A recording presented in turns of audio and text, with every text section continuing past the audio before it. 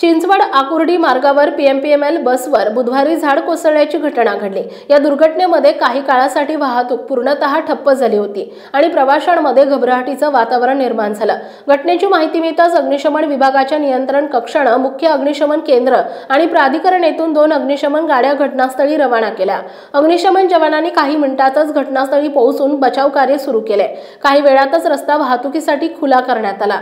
या घटनेमध्ये एका प्रवाशाला किरकोळ दुखापत झाली असून त्याला घटनास्थळीच प्राथमिक उपचार देण्यात आले। अग्निशमन विभागाच्या वेळीच झालेल्या कारवाईमुळे संभाव्य मोठा अपघात टळलाय।